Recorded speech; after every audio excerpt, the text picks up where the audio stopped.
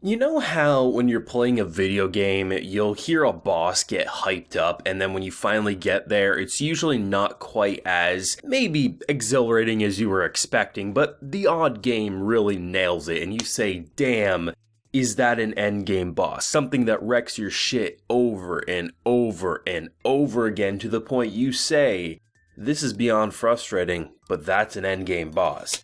That's exactly what Shigi is, but times 10. I truly think he is unstoppable at this point. I really feel that. I mean, just watching today's episode, bright and early in the morning, 6 a.m., watching this, reacting to it, full live reaction available on the Patreon if you're interested in it, and just to see so many cool things, but nothing work. It truly feels like by the end of this fight, they're gonna lose. I mean, Gran Torino in this episode pretty much says, like, if we can't defeat Shigi here, like, what's the point of Hero Society, right? Like, we cease to have a purpose. And that really feels like what the end message will be when he ultimately wins. I just don't see how you beat him, because here's the thing.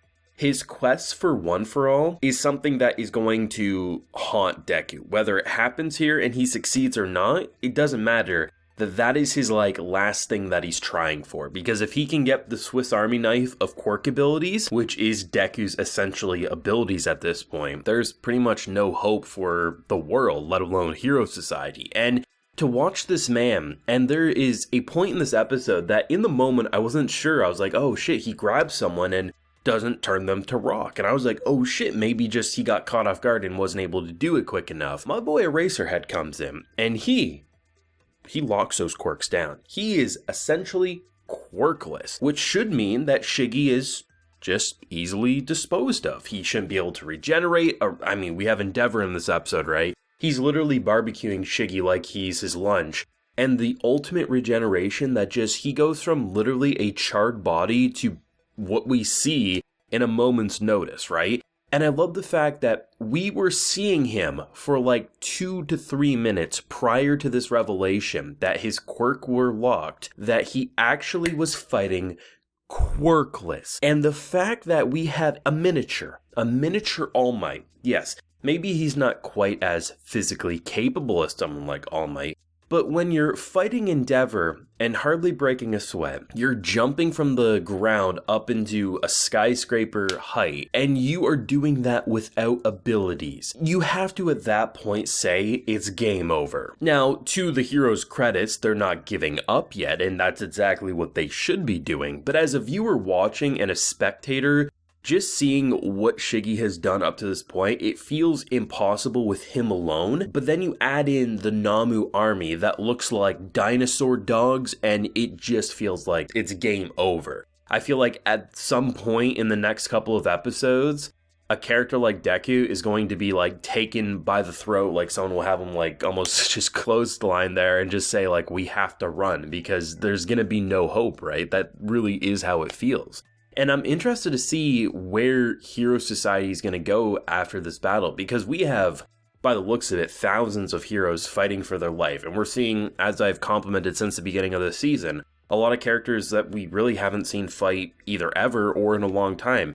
Hell, our giant lady friend, I mean, she hasn't fought in a hot minute. It seems like it's probably been since like the training situation, really, when all the students were basically pairing up with pro heroes. So you're seeing a lot of fun designs, you're seeing a lot of fun little moments, but at the same time, it almost feels like we're seeing all this now because we probably won't see it again because shit is about to implode, and you're already seeing characters being dragged away as they're basically mourning over their dead friend and companion, right? And to just see Shigi just so easily take care of people, really, I feel have earned the spot they're at. Endeavor of all characters, I never would have said it early into this show, would never be deserving of #1 hero status.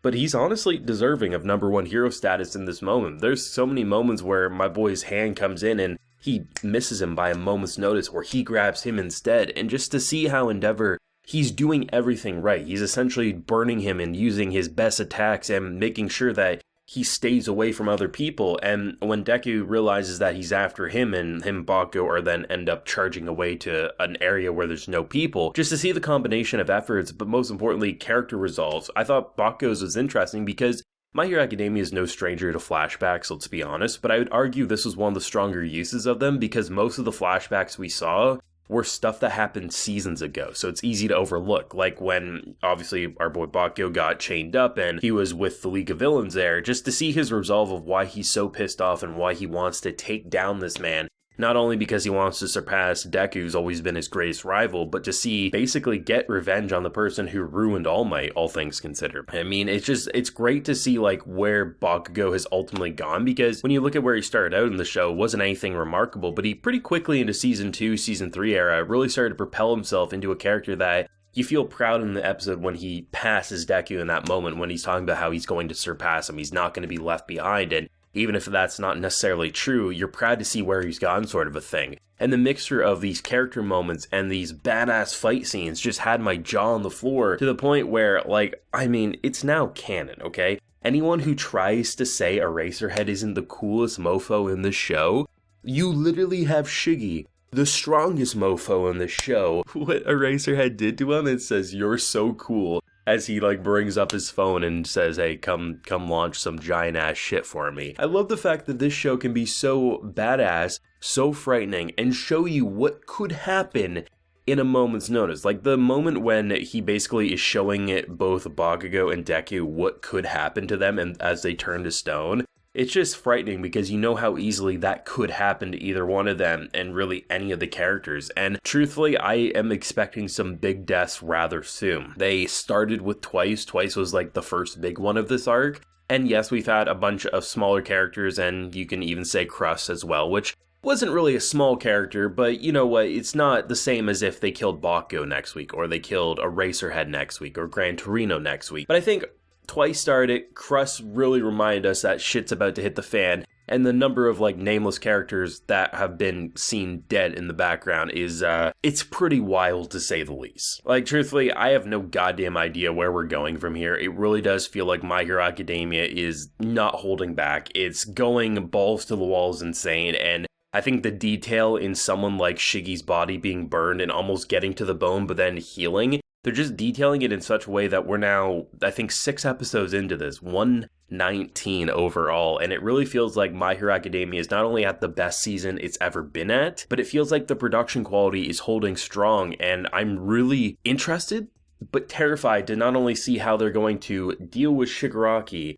but then have to fight all these Nomus. Like, they buried the goddamn lab for a reason, and even that wasn't strong enough. I don't know where we go from here, but it's pretty damn crazy. He feels unstoppable. I really think he's going to win this arc with only a few stragglers getting away, and we don't know the fate of most people afterwards, but anything could happen, right? But thoughts, feelings, ideas down below, and where you think it might go next week, do let me know. Leave a like if you enjoyed, subscribe if you're new around here. Like I mentioned, you can go support the Patreon if you want to see my full live reaction to today's episode and many other shows I'm reacting to over there, so do consider that if you so wish. So until next time, everyone, please take care and have a good one.